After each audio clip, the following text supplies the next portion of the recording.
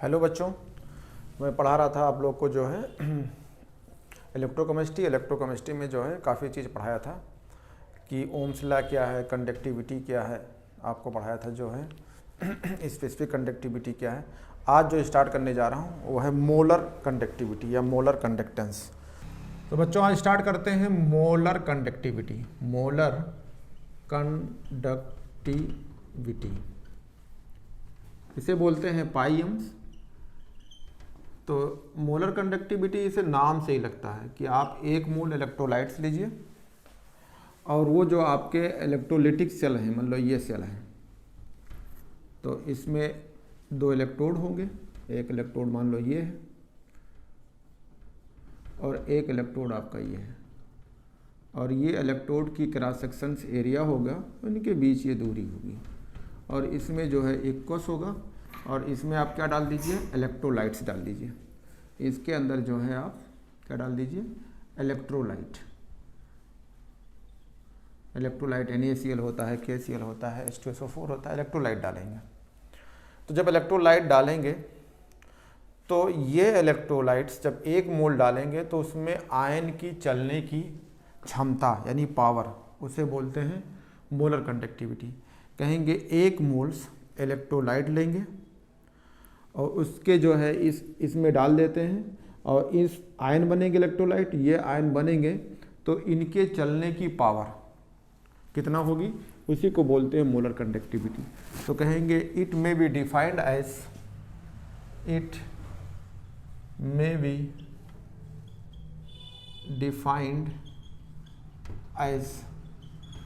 Molar defined as the conducting power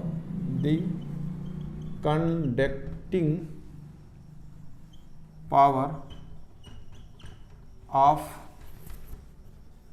all the ions produced by 1 mole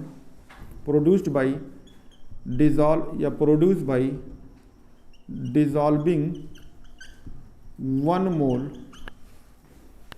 of an electrolyte present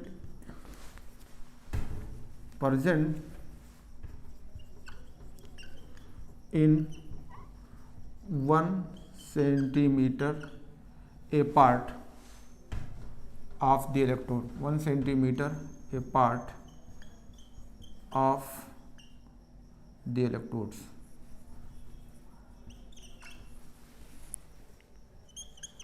इसका मतलब क्या है कि यार एक मोल ऑफ इलेक्ट्रोलाइट इसमें डाल दीजिए, उससे आयन बनेगा, और वो आयन की चलने की पावर जो कि इलेक्ट्रोलाइट जो है, जो इलेक्ट्रोड है, इनके बीच की दूरी है 1 सेंटीमीटर, इसी को बोलते हैं। तो इसको फार्मूले के बेस पे लेंगे मोलर कंडक्टिविटी को। तो आप कहेंगे कि पाई एम, इसको बोलेंगे पाई एम इजकल टू के इंटू वॉल्यूम इंटू ml में। अब अगर आप इसको डिफिनीशन से देखते हैं बच्चों, तो आपको मैंने पढ़ाया था इलेक्ट्रोलाइट के लिए कि weight upon molecular weight equal to mb ml upon 1000। याद करिए जब आपको मोलरिटी पढ़ाया था, वैल्यू अगर ml लेंगे तो 1000 से डिवाइड कर दीजिए। ये वेट अपॉन मॉलिक्यूलर वेट है, तो आप कितना ले रहे हैं, इसी को तो मोल बोलते हैं। मोल एब्सोल्यूट है, इलेक्ट्रोलाइट्स का है, ये मोल होता है किसका, इलेक्ट्रोलाइट का। तो आप डिफिनीशन में क्या ले रहे हैं, यहाँ ले रहे हैं एक, तो कहेंगे 1 equal to mv ml upon 1000। तो वॉल्यूम को चेंज कर देते हैं, तो वॉल्यूम अगर ml में होगी तो क्या हो जाएगा, 1000 अपॉन m, तो यहाँ पे रख सकते हैं। तो कहेंगे पाई m इजकल टू के इंटू 1000 अपॉन m, वॉल्यूम को रख सकते हैं यहाँ पे रख दिया। तो ये फार्मूला हो जाता है।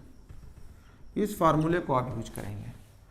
अगर इस फार्मूले को यूज करते हैं तो इसकी यूनिट निकालनी चाहिए, यानी यूनिट ऑफ मोलर कंडक्टिविटी की। तो यूनिट निकालिए, तो यूनिट क्या होगा इसका, पाई एम की। तो पाई एम की यूनिट निकालेंगे तो देखो ये पढ़ाया था इसकी यूनिट, ठीक है। इसकी यूनिट पढ़ाया था साइमन सेंटीमीटर इनवर्स या मीटर। तो अगर सेंटीमीटर में लेंगे तो इसे कहेंगे साइमन एस और सेंटीमीटर इनवर्स। इसकी कोई यूनिट नहीं है। ये क्या होता है, ये एम का मतलब कंसंट्रेशन है यानी मोलरिटी है। तो मोलरिटी बराबर क्या होता है, मोल अपॉन लीटर्स। तो यहाँ पे आप चेंज कर सकते हैं, यहाँ लिख सकते हैं मोल अपॉन लीटर। तो ये मोल रहेगा और लीटर में किस में रहे, सेंटीमीटर यानी सीएम में, क्योंकि यहाँ ऊपर भी सीएम है तो यहाँ सीएम क्यूब कर लेंगे। तो ये ऊपर जाएगी तो जाएगी साइमन सेंटीमीटर इनवर्स, ये कहेंगे सेंटीमीटर क्यूब अपान मोल। तो एक ये हट जाएगा तो यूनिट क्या हो जाएगी, Simon centimetre square mole inverse, ये यूनिट हो जाएगी।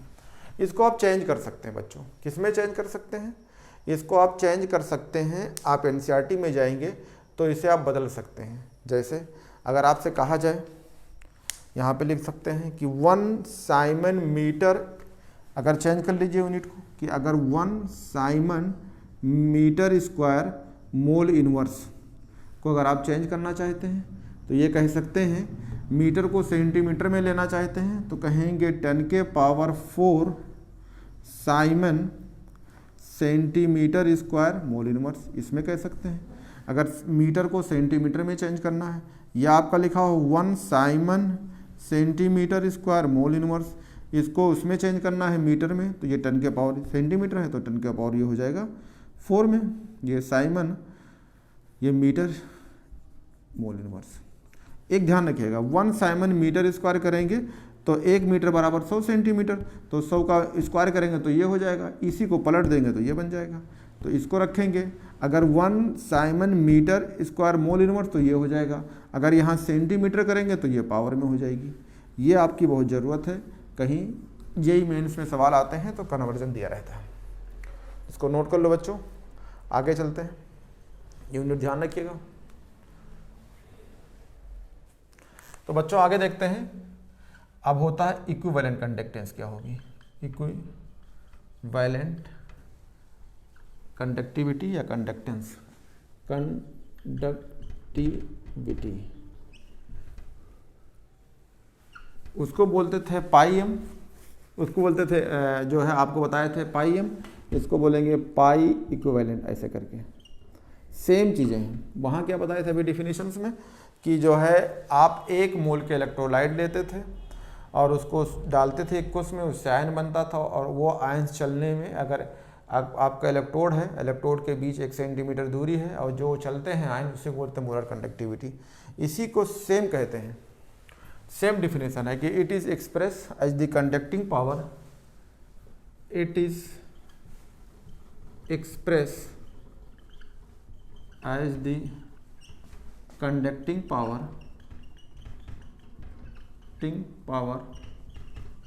of all the ions produced या present कह सकते हैं, produce in aqueous solutions, produce in aqueous solution containing 1 gram equivalents, 1 gram equivalent of an electrolyte present in electrodes, present in between electrodes, present in between electrodes at 1 centimetre apart। यानी कोई आपका electrode होगा, ये electrodes हैं और ये electrode है, इस इलेक्ट्रोड का क्रॉस सेक्शन एरिया ए है, ये 1 सेंटीमीटर यानी इसकी दूरी है, और इसमें आप ग्राम इक्विवेलेंट में आपकी नाप के लिए हैं, यानी जो इसमें इलेक्ट्रोलाइट डाले हैं वो 1 ग्राम इक्विवेलेंट है। इससे पहले वाले में आपने डाला था उसमें इलेक्ट्रोलाइट लेकिन मोल में डाला था, तो जब आप डालेंगे तो इससे आयन बनेंगे, ये आयन जो बनेंगे इनके चलने की पावर को बोलते हैं इक्विवेलेंट कंडक्टिविटी। सेम तरीका होता है, कोई चेंजिंग नहीं होती है, एकदम वैसे जैसे आपको पढ़ाया था पाई एम, तो यहाँ कहेंगे पाई इक्विवेलेंट्स इक्वल टू के इंटू वी एम एल, बस सेम रहेगा। वहाँ पे m था, यहाँ पाई इक्विवेलेंट होगा। डिफिनीशन भी वही है, पढ़ाया था आपको सॉल्यूशंस में। कैसे पढ़ाया था? सॉल्यूशन में पढ़ाया था वेट अपान मॉलिक्यूलर वेट्स, आपको पढ़ाया था वेट अपान इक्विवेलेंट वेट्स, वेट अपान इक्विवेलेंट वेट, ठीक है। वेट अपान इक्विवेलेंट वेट ऐसे पूरा कह सकते हैं या ई स्मॉल कह सकते हैं। ये कहेंगे N V M L upon 1000। ये डिफिनीशन था, याद करिए कि number of gram equivalent present in 1 litre of solution is known as normality, यही चीज़ थी। तो अब की हमने इसको पूरा कितना लिया डिफिनीशन में, 1 ग्राम। ये देखो ये लिखा है 1 ग्राम, तो यहाँ 1 लिख दीजिए, तो कहेंगे 1, तो ये होगा n, ये वी एम एल है अपान 1000। तो वी एम एल बराबर क्या हो जाएगा, 1000 डिवाइड कर देंगे n से, इसको इधर भेज दीजिए और v को रोक दीजिए, इसको इस फार्मूले में पुट कर दीजिए। तो पाई इक्विवेलेंट ये है ही है, k वैसे ही रहेगा। ये जो v वाला फार्मूला है ml वाला, ये इसको यहाँ रख सकते हैं 1000 अपान n, तो एक फार्मूला ये भी आ जाएगा। इसकी यूनिट निकालना चाहते हैं तो यूनिट निकाल लीजिए, सेम यूनिट होगी, कोई दिक्कत ही नहीं है, क्योंकि अगर आप यहाँ पे यूनिट निकालेंगे तो इसकी यूनिट क्या होती है, साइमन सेंटीमीटर इनवर्स, इसकी कोई यूनिट नहीं है। इसकी यूनिट क्या होगी, आप खुद बोलिए क्या कहलाएंगे ये। आप n बराबर क्या कहेंगे, मोल अपान, यहाँ क्या हो जाएगी, आप उस वाले फार्मूले में जो है आपने देखा था क्या निकल के आया था, मोल, तो यहाँ क्या होगा इक्विवेलेंट्स। तो चाहें तो आप यही चीज़ को आप ऐसे डायरेक्ट लिख सकते हैं। वहाँ यूनिट क्या आई थी, साइमन सेंटीमीटर स्क्वायर था, वहाँ क्या उस वाले में क्या था, मोल इनवर्स। तो यहाँ क्या हो जाएगा, इक्विवेलेंट इनवर्स। क्या करेंगे उसको, वही फार्मूले को यहाँ कर दीजिए, इक्विवेलेंट इनवर्स। तो साइमन सेंटीमीटर स्क्वायर जो हो जाएगा इक्विवेलेंट इनवर्स।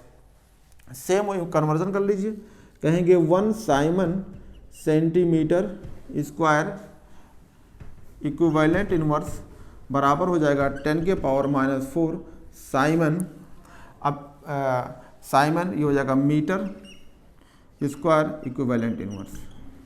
जैसे कन्वर्जन वहाँ था वहाँ सेम कन्वर्जन ये है, तो इस चीज़ से आप इसको चेंज कर सकते हैं। बच्चों मैंने यहाँ पे थोड़ा शार्ट कर दिया है, क्योंकि आप करेंगे यही चीज़ करेंगे फिर प्रूव करेंगे, यही निकल के आएगा। तो मोलर इक्विवेलेंट और equivalent conductance, molar conductance equivalent conductance में कोई चेंजिंग नहीं है, सेम फार्मूला होगा। यूनिट में Simon mole inverse, Simon centimetre square, वहाँ था मोल इनवर्स, यहाँ हो जाएगा इक्विवेलेंट इनवर्स। कन्वर्जन वही सेम रहेगा, बस फार्मूले में इक्विवेलेंट आ जाएगा। ठीक है, थोड़ा सा पढ़ा देते हैं फिर इस पे सवाल क्वेश्चन कराते हैं।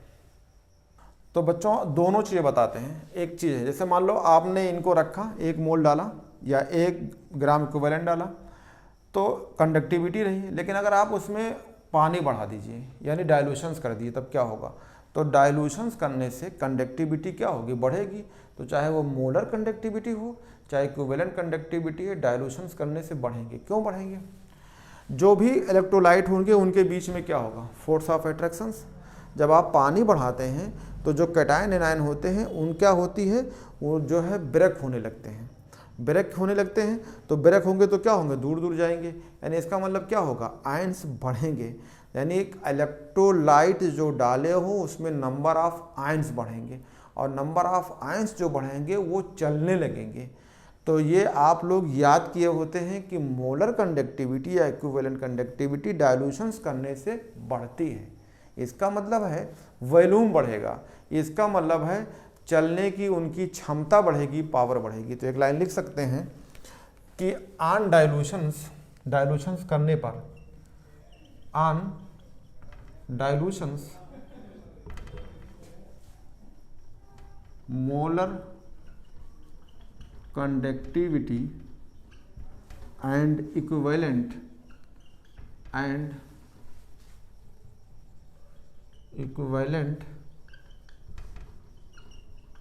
conductivity on dilution molar conductivity and equivalent conductivity increases या increase। डायलूशंस करने पे कंडक्टिविटी और मोलर कंडक्टिविटी इंक्रीज करती है। लेकिन मोलर कंडक्टिविटी मतलब क्या, पाई एम, और क्या इक्विवेलेंट कंडक्टिविटी यानी पाई ए क्यू, ये तो इंक्रीज करेगी।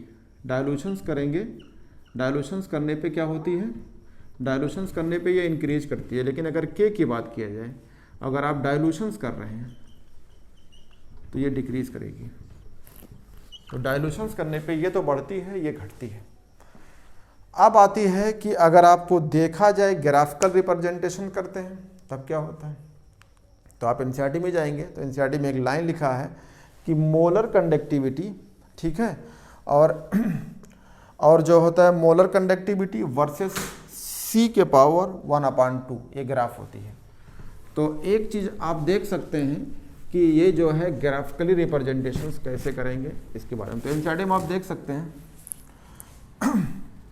ध्यान दीजिएगा, एक चीज़ और वर्ड होता है, एक होता है पाई इक्विवेलेंट्स, एक होता है पाई एम नॉट्स। इसका मतलब क्या है, जैसे ये एक है पाई एम, एक होता है पाई एम नॉट्स। तो ये मोलर कंडक्टिविटी है कब, जब इलेक्ट्रोलाइट लेते हैं, लेटने के बाद जब है आप उसमें आयंस बनते हैं और वो आयन चलने लगते हैं। ये पाई एम क्या है कि डायलूशंस करने लगी है, तो डायलूशन करने से कंडक्टिविटी क्या होगी, बढ़ेगी। लेकिन इनफाइनाइट डायलूशंस करने पे क्या होगा, तो ये लिमिटिंग वर्ड हो जाती है। लिमिटिंग का होती है, इसको बोलते हैं। तो अगर आप डायलूशंस करते हैं और कहाँ तक कर दीजिए, आप डायलूशन करते करते आप कंसंट्रेशंस उसका जो है 0 कर दीजिए, तो इसको बोलते हैं लिमिटिंग। तो यानी मोलर ये बजाय अब ये करेंगे। तो खुद सोचो आप, जैसे मान लो आपने डाला, दो तरह का इलेक्ट्रोलाइट होता है, एक स्ट्रांग होता है और एक वीक होता है। स्ट्रांग इलेक्ट्रोलाइट आप जानते हैं कि 80% 90% टूट जाते हैं, यानी उसको आप मान लेते हैं कि अल्फा बराबर 1 होता है। जैसे NaCl है, H2SO4 है, Ki है, KCl है। लेकिन अगर बच्चों, अगर आप जो लेते हैं जैसे एस्टिक एसिड से आप कार्बोनिक एसिड H2CO3 लेते हैं, तो जिसको आप पानी में डालेंगे तो ये वीक इलेक्ट्रोलाइट है, ये पूरा नहीं टूटेंगे। तो दो वर्ड होते हैं इलेक्ट्रोलाइट आपके, एक स्ट्रांग होते हैं और एक वीक होते हैं, ये मैं आपको बताया था। तो इसमें देखा जाता है कि अगर आप स्ट्रांग इलेक्ट्रोलाइट लिए हैं और उसको जो है आप इनफाइनाइट डायलूशंस करते हैं तब क्या होगा, अगर वीक इलेक्ट्रोलाइट लिए हैं इनफाइनाइट क्या होगा। तो ये वर्ड तो है मोलर कंडक्टिविटी जो है चलने वाली है, जो आयंस आप पानी में डालते हैं और डायलूशंस करते रहते हैं तो आयंस नंबर बढ़ते हैं, वॉल्यूम बढ़ेगी, नंबर ऑफ आयंस बढ़ेंगे। आयंस बढ़ने के बाद एक कंडीशन ऐसे आती है कि आप पानी मिलाते रहिए, इनफाइनाइट कर दीजिए। तो उस इनफाइनाइट पे ये जो मोलर कंडक्टिविटी होती है उससे बोलते हैं लिमिटिंग मोलर कंडक्टिविटी वर्ड होती है। तो आप एक लाइन लिख सकते हैं कि अगर आप कंसंट्रेशन क्या कर दीजिए, approach 0, when the concentrations approach 0, तब क्या होगा, व्हेन द कंसंट्रेशंस क्या कर दीजिए, approach 0, when the concentrations approach 0। इसका मतलब क्या होगा, यार आप पानी मिलाते रहिए, सी बराबर क्या हो जाए, जो कंसंट्रेशन है सी बराबर क्या हो गई, आपने 0 कर दिया, अप्रोच 0। यानी अब कंसंट्रेशंस को आपने एकदम 0 कर दिया है। तो इस टाइम की जो मोलर कंडक्टिविटी होगी उसका नाम होता है लिमिटिंग मोलर कंडक्टिविटी। तो कहेंगे the molar conductivity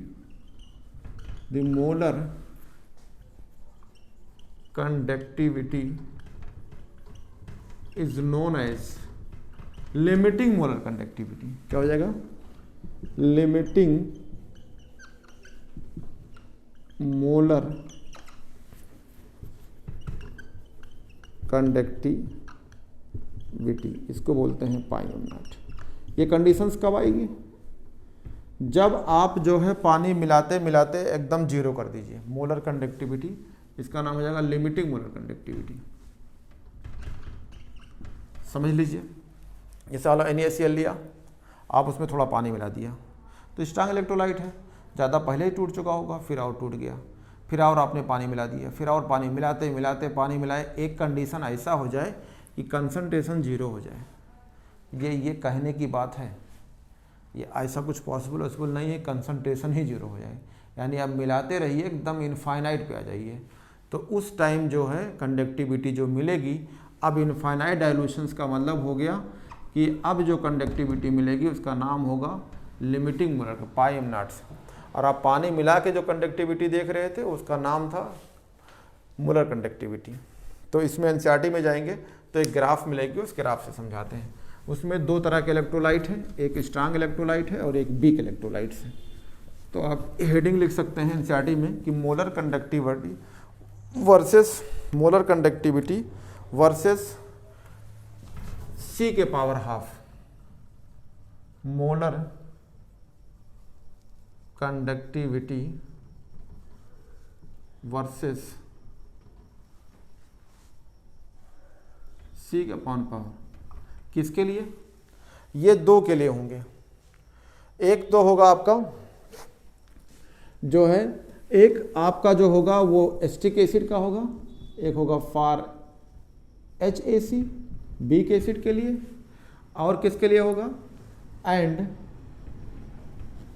for strong electrolytes, यानी स्ट्रांग का मतलब KCl के लिए होगा। ये बीक इलेक्ट्रोलाइट है, स्ट्रांग इलेक्ट्रोलाइट है। तो उसमें ग्राफ देखेंगे।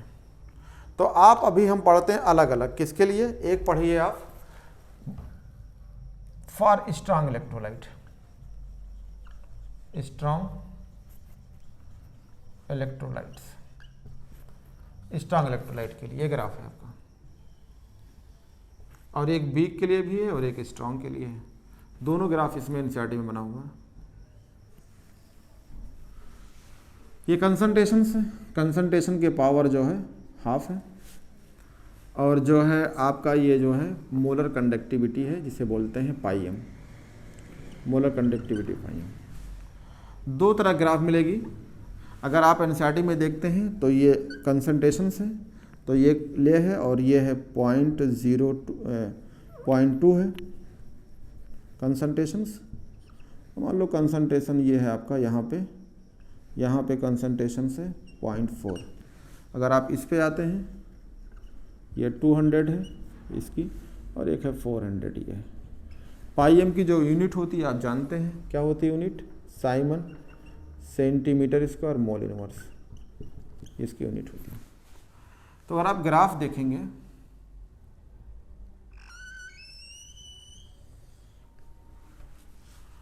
ये आपकी ग्राफ मिलेगी एस्टिक एसिड की, और एक ग्राफ आपकी मिलेगी ये वाली जो है ये KCl की। तो हम स्टडी किसके कर रहे हैं? KCl की।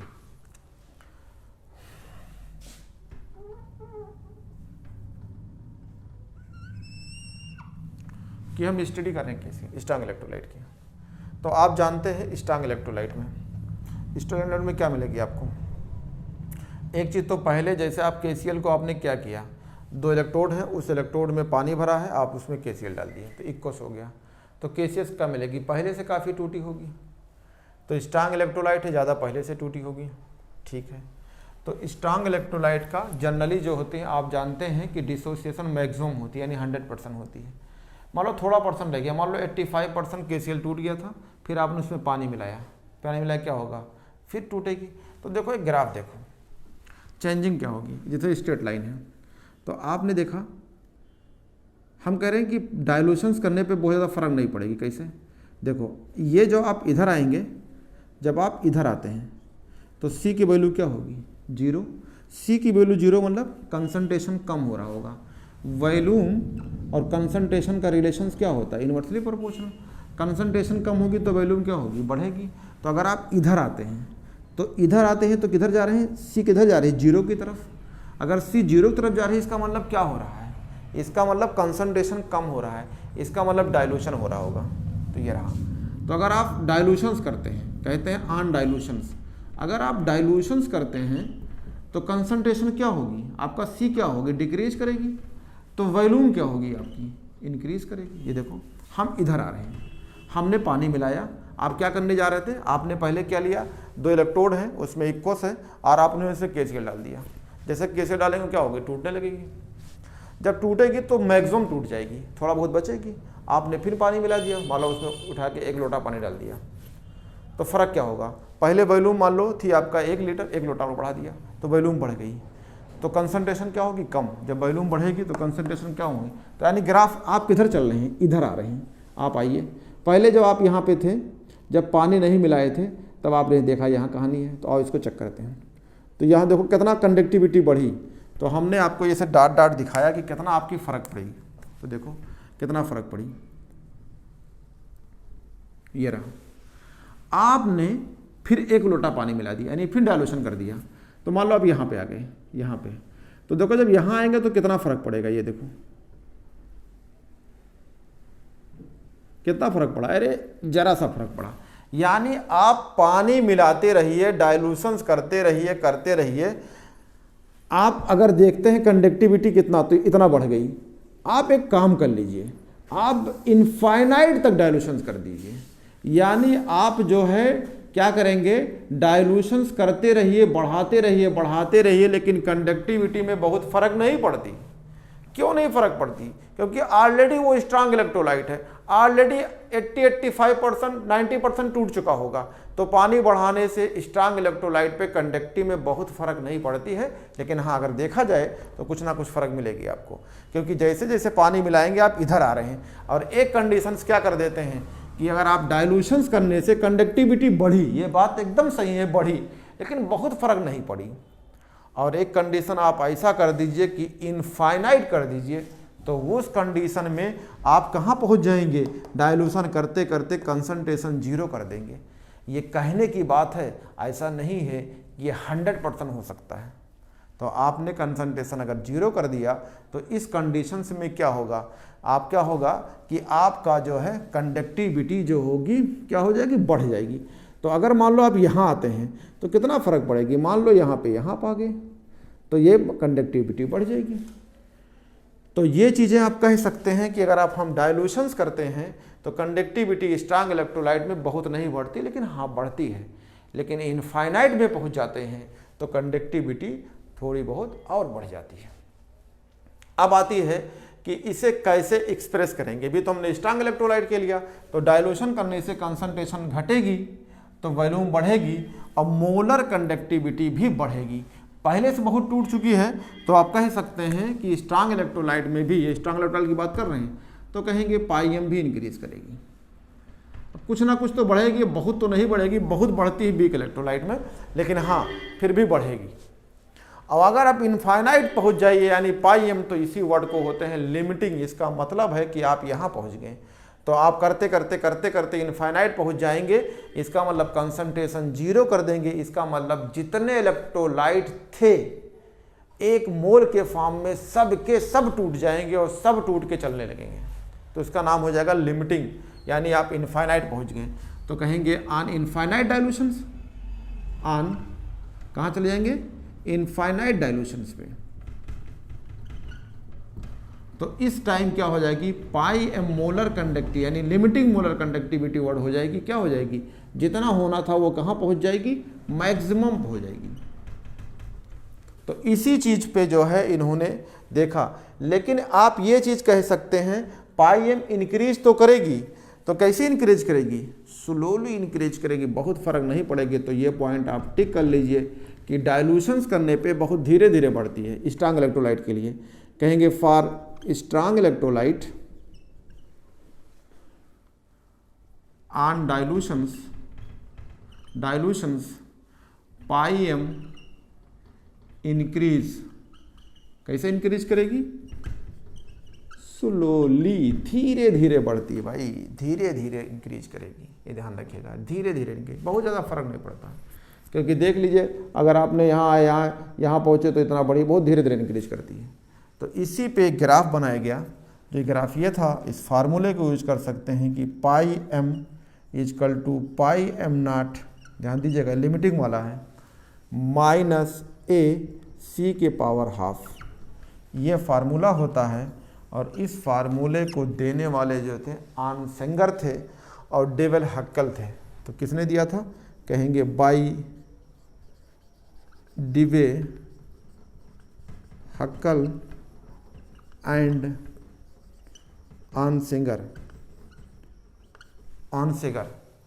डेवे हक्कल एंड ऑनसेंगर ने इस फार्मूले को दिया था। और इस फार्मूले से आप बता सकते हैं क्या बताएंगे, कहेंगे कि जो है ये वाले जो ग्राफ थी ये है एसिटिक एसिड के लिए। तो अभी मैं आपको एसिटिक एसिड के बारे में नहीं बता रहा हूँ। जो लाइन ये वाली आई है ये किसके लिए है, ये वाली वीक इलेक्ट्रोलाइट है एसिटिक एसिड के लिए। तभी तो मैं स्ट्रांग इलेक्ट्रोलाइट के डिस्कस कर रहा हूँ। तो इस फार्मूले को देखेंगे तो क्या कहेंगे, और ग्राफ में देखते हैं तो कहेंगे y इक्वल टू क्या बोलेंगे इसको, mx प्लस c। तो ये क्या हो जाएगा, इंटरसेप्ट। इंटरसेप्ट मतलब कहाँ कटी, यानी आप डाइल्यूशन करते करते कहाँ पहुँचे, कहाँ जीरो कर दिए, तभी तो सेप्ट आएगी। इस ग्राफ पे जो ये पाई एम वाला है लाइन जो है y एक्सिस में और c हाफ जो है ये x एक्सिस में, तो कहाँ कटेगी, तो कहेंगे कि हम इनफाइनाइट करते करते करते करते आके ये यहाँ कट गई, यहाँ पे कटी होगी। तो इस वाले पॉइंट का जो इंटरसेप्ट होगा इनफाइनाइट डाइल्यूशन पे होगा, इनफाइनाइट डाइल्यूशन पे, क्योंकि ये आप कहाँ करेंगे, यहाँ इंटरसेप्ट हुआ, यानी यहाँ से लेके यहाँ तक जो वैल्यू होगी ये कहलाएगी इंटरसेप्ट। तो इंटरसेप्ट बोलते हैं C। तो ये आपकी वैल्यू हो जाएगी C। ये क्या है आपका A क्या है M बराबर क्या होगा, स्लोप। तो स्लोप जो होगी आपकी कैसी है, इस तरह की स्लोप क्या कहलाती है, निगेटिव स्लोप। तो कहेंगे A जो होगी वो स्लोप होगी, लेकिन साइन के साथ क्या बोलेंगे, निगेटिव स्लोप होगी। तो कहेंगे स्लोप स्ट्रेट दिख रही है, straight line with negative slope. तो कहेंगे स्ट्रेट लाइन साथ में क्या होगी, with negative slope. Slope negative, slope की वैल्यू क्या होगी, -a। और इसको आप चाहे कह सकते हैं tan थीटा बराबर a। तो आपकी जो स्लोप निगेटिव हो जाएगी और स्ट्रेट लाइन दिख रही है। लेकिन a के बारे में अगर आप देखा जाए तो ये क्या होगी, तो कहेंगे a जो होती है ये डिपेंड करती है किस पे, डिफरेंट इलेक्ट्रोलाइट पे, यानी अलग अलग इलेक्ट्रोलाइट पे डिपेंड। कहेंगे a depends on different electrolytes. Different electrolyte different हो, डिफरेंट इलेक्ट्रोलाइट्स, अलग अलग इलेक्ट्रोलाइट पे ये डिपेंड करेगी। कब, जब आपका सॉल्वेंट और टेम्परेचर फिक्स हो। कहेंगे at given solvent and temperature. जब आपका टेम्परेचर और सॉल्वेंट अगर आप सेम कर देते हैं, गिवन मान लो सेम हो, जैसे पानी हो 25 डिग्री का हो, उसमें NaCl है, उसमें आपने जो है H2SO4 डाल दिया, कि आप उसमें जो है KCl डाला, यानी डिफरेंट इलेक्ट्रोलाइट की एक की वैल्यू डिफरेंट होगी जब आप टेम्परेचर और सॉल्वेंट सेम कर देते हैं। एक चीज़ और ध्यान रखिएगा, अलग अलग इलेक्ट्रोलाइट्स होंगे तो उनके अलग अलग कैटायन एनायन भी होंगे। तो ये भी कह सकते हैं कि अलग अलग इलेक्ट्रोलाइट के कैटायन एनायन को भी आप इंक्लूड कर सकते हैं। जैसे NaCl है, MgCl2 है, ठीक है, एल्युमिनियम सल्फेट है, तो इनके कैटायन एनायन अलग अलग भी होंगे चार्ज, और साथ में ये अलग अलग इलेक्ट्रोलाइट भी है, उस पर डिपेंड करती है ये, ठीक है। अब मोलर कंडक्टिविटी आप ये जानते हैं, पाई एम का नाट क्या है, ये आपने जब इनफाइनाइट किया, यहाँ कंसंट्रेशन या आते आते आप यहाँ पहुँच गए तब इसकी वैल्यू थी। तो कहेंगे पाई एम नाट है, क्या बोलेंगे, लिमिटिंग मोलर कंडक्टिविटी या molar conductivity and infinite solutions, या इसी को बोलते हैं limiting molar conductivity. Limiting molar conductivity.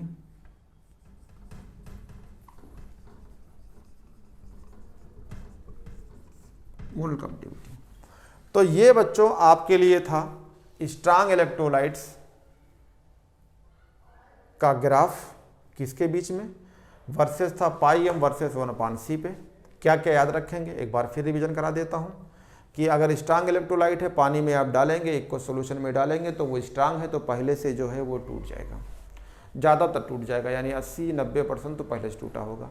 लेकिन आप उसमें पानी बढ़ाएंगे तो उसकी मोलर कंडक्टिविटी बहुत स्लोली इंक्रीज करेगी। देख लो आपके सामने दिखता है, अगर आप पानी बढ़ाएंगे, इधर आएंगे तो जहाँ जहाँ पहुँच रहे हैं आप, जैसे मान लीजिए पानी मिलाए, ठीक है, यहाँ थे तब आपका ये यहाँ था, आपने पानी मिला के आप यहाँ पहुँच गए, यानी कंसंट्रेशन यहाँ पे आ गए, यानी यहाँ से आप यहाँ आ गए, तब कितना फ़र्क पड़ा, बहुत ज़्यादा नहीं। आप मान लो यहाँ फ़र्क आ गए, यहाँ पे, यानी आप इधर ही चल रहे हैं, यानी कंसंट्रेशन कम रहे हैं, तो यहाँ मिलाई जाए तो आपको ये दिख रहा है सामने कि आप यहाँ पे आ गए। यानी जैसे जैसे आप आएंगे तो बहुत चेंजिंग नहीं है, अरे इतना चेंजिंग। जब आप यहाँ जब इतना पानी मिला दिए कि यहाँ कंसनट्रेशन कम होते हैं, अरे 0 तक आना चाह रहे हैं, यहाँ पे आएंगे तो ये होगा, तो बहुत फ़र्क नहीं पड़ती है। जैसे जैसे आप इधर पढ़ेंगे तो इस लाइन पे आप देखेंगे तो बहुत ज़्यादा फर्क नहीं पड़ेगी। तो ये है ऑन डाइल्यूशंस, ये यहाँ लिखा for strong electrolyte on dilution pi M increase क्या होगी, स्लोली, यानी धीरे धीरे। स्ट्रांग इलेक्ट्रोलाइट के लिए पाई एम की जो वैल्यू है वो क्या हो रही है, धीरे धीरे इंक्रीज हो रही है, धीरे धीरे बढ़ रही है।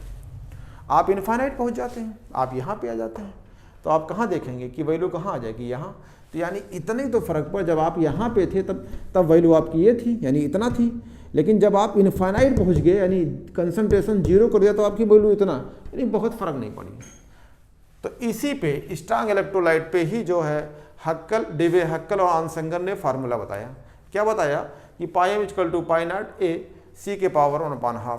कहाँ से है ये आप देख सकते हैं, ये y equal to M X plus C है, यानी ये वाली लाइन, और इस पे इंटरसेप्ट मिला। इंटरसेप्ट जो है आपकी जो मिलेगी वो पाई एम नॉट हो जाएगी।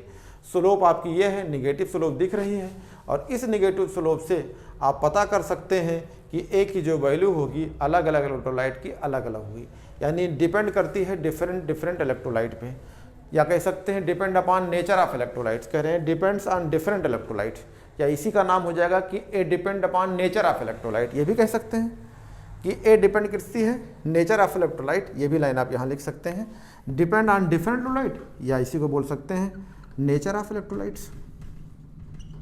नेचर ऑफ इलेक्ट्रोलाइट पे अलग अलग इलेक्ट्रोलाइट का अलग अलग नेचर होता है, तो अलग अलग पे डिपेंड करेगी, ये भी कह सकते हैं बात को। एट गिवन टेम्परेचर, आप एनसीईआरटी में जाएंगे तो NaCl दिया है, MgCl2 दिया है, तो अलग अलग है भाई, NaCl अलग है, MgCl2 अलग है, इसका कैटायन अलग होगा, इसका अलग होगा।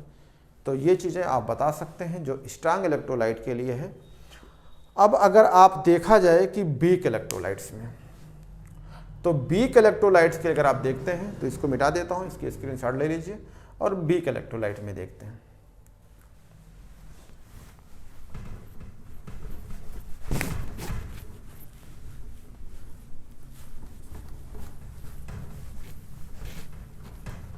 ये स्ट्रांग के लिए हो गया। अब वीक की बात करते हैं।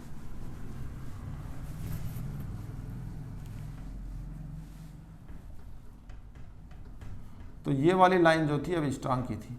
वीक में अगर आप देखते हैं तो एक चीज़ तो आपको मिल जाती है, क्या मिल जाएगी, ये आपके सामने दिख रहा है कि बच्चों वीक इलेक्ट्रोलाइट में एक चीज़ तो हमको बहुत अच्छी से दिखती है, ये होती है Simon centimetre square mole inverse. इसमें क्या दिख रही है आपको,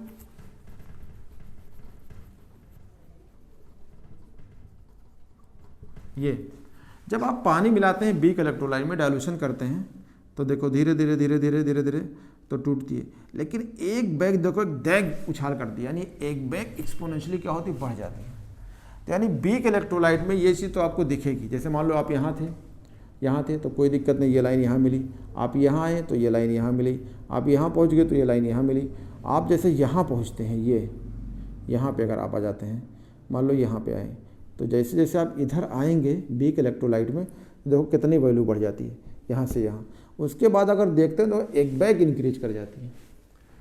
लेकिन यहाँ पे एक चीज़ तो ध्यान रखिएगा कि वीक इलेक्ट्रोलाइट में पाई एम नॉट आप बता नहीं सकते, क्योंकि देखो ये कहीं मिल रही है, नहीं मिल रही ना, ऐसे सीधे दिख रही है। अब वो कहाँ जाके अटैच करेगी ये नहीं। तो यहाँ पे इस फार्मूले जो अभी फार्मूला लिखा था वो सिर्फ स्ट्रांग इलेक्ट्रोलाइट के लिए था। वीक इलेक्ट्रोलाइट में लिमिटिंग फैक्टर का नाम कोई मीनिंग ही नहीं है, आप एग्जैक्टली कैलकुलेट नहीं कर सकते। इसके लिए वीक इलेक्ट्रोलाइट के लिए अगर आप कैलकुलेट करना पड़ेगा तो आपको पढ़ना पड़ेगा कोरॉच लॉ। तो ध्यान दीजिएगा कि वीक इलेक्ट्रोलाइट में डिग्री ऑफ डिसोसिएशन तो बढ़ जाएगी, एकदम बात सही है। तो कहेंगे यहाँ पे एक लाइन लिख सकते हैं कि शुरुआत में जब वीक इलेक्ट्रोलाइट थी, मान लो यही थी, एसिटिक एसिड को आप बोलते हैं HAC। तो जब आप वीक इलेक्ट्रोलाइट लेते हैं तो इसको पानी में डाल दीजिए तो डिग्री ऑफ डिसोसिएशन कम होगी। तो कहेंगे वीक इलेक्ट्रोलाइट मान लो HAC का डिग्री ऑफ डिसोसिएशन क्या होता है, कम होता है। डिग्री ऑफ डिसोसिएशन क्या होगा, कम होगा, तभी तो ये वीक इलेक्ट्रोलाइट है। तो अल्फा की वैल्यू कितना होगी, अल्फा की वैल्यू लेस देन 1 होगी। और स्ट्रांग इलेक्ट्रोलाइट जब पढ़े थे तो उसकी अल्फा वैल्यू कितना होती है, मान ले आते हैं कि 1 होती है। यहाँ पे वीक इलेक्ट्रोलाइट पढ़ रहे हैं, यानी for weak electrolytes, weak electrolyte, यानी आप पढ़ने जो जा रहे हैं किसके लिए, इसके लिए पढ़ने जा रहे हैं। तो वीक इलेक्ट्रोलाइट में जब आप पढ़ेंगे तो उसकी अल्फा की वैल्यू कम होगी। लेकिन अगर आपसे कहा जाए कि अगर आप डाइल्यूशंस करते हैं तब क्या होगी, तो डाइल्यूशंस करेंगे तो पाई एम की वैल्यू क्या करेगी, इंक्रीज करेगी। तो कहेंगे ऑन डाइल्यूशंस पाई एम क्या करेगी, इंक्रीज करेगी। आपने पानी मिलाया, 1 लीटर आपने लिया था, उसमें आपने एसिटिक एसिड डाल दिया, फिर आपने उसे उठाया, 1 गिलास पानी डाल दिया तो टूटेगी, फिर 1 गिलास डालेंगे टूटेगी। यानी जितने आप डाइल्यूशंस करते रहेंगे डिग्री ऑफ डिसोसिएशन खूब बढ़ती रहेगी। आपको ग्राफ में दिख रहा है साफ साफ कि डाइल्यूशंस करने पे on dilutions pi M increases, और इसमें इंक्रीज होती रहेगी। ठीक है, तो ये लाइन आपको मिलेगी। ठीक है, इंक्रीज पाई एम इंक्रीज। अगर पाई एम क्यों इंक्रीज करेगी तो आप क्या बोलेंगे कि डिग्री ऑफ डिसोसिएशन क्या होगा, इंक्रीज करेगी, यानी आयंस बढ़ते रहेंगे। कहेंगे डिग्री ऑफ डिसोसिएशन क्या होगा, इंक्रीज करेगा, डिसोसिएशन इंक्रीज करेगा। डिग्री ऑफ डिसोसिएशन का मतलब क्या होंगे, नंबर ऑफ आयंस क्या होंगे, बढ़ेंगे, नंबर ऑफ आयंस वो क्या होंगे, वो भी इंक्रीज करेंगे। तो वीक इलेक्ट्रोलाइट में डाइल्यूशंस करने पे नंबर ऑफ आयंस बढ़ेंगे, यानी टूटना बढ़ जाएगा। तो जब टूटना बढ़ेगा तो चलना बढ़ जाएगी, यानी पाई एम बढ़ जाती है। एसिटिक एसिड डाला, मान लो आप शुरुआत में आपने 1 मोल HCl डाला, इसमें आपने मान लो 1 मोल HCl डाल दिया,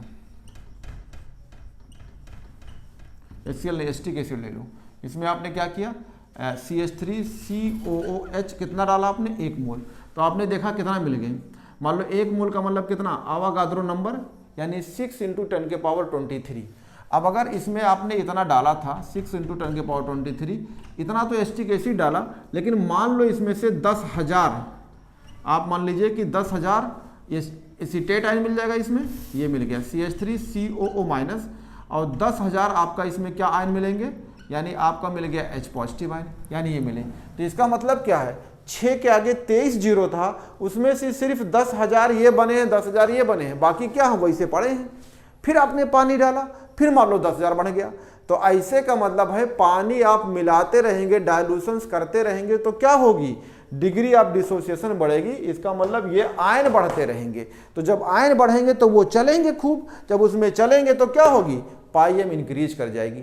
तो degree of dissociation weak electrolyte में स्ट्रांग के कंपैरिजन में ज़्यादा होती है, ज़्यादा आयन बनते हैं, ज़्यादा चलते हैं। उसमें क्या है, ऑलरेडी वो स्ट्रांग थी, पहले से ही क्या था, काफ़ी टूट चुकी हुई थी, तो पाई एम में स्लोली इंक्रीज कर रही थी। ये क्या करेगी, ये इंक्रीज करती रहेगी, और एक कंडीशन आएगी एकदम रैंडमनेस मतलब बढ़ जाएगी, बहुत ज़्यादा इंक्रीज हो जाएगी, ध्यान रखिएगा। तो ये बात आपका हो गया कि नंबर ऑफ आयंस इंक्रीज कर जाते हैं। कहाँ पे, नंबर ऑफ आयंस इंक्रीज किसमें, टोटल वॉल्यूम में, आप कह सकते हैं increase in total volumes. Total volume कितना, जितना पूरा पानी है, यानी टोटल वॉल्यूम में ये।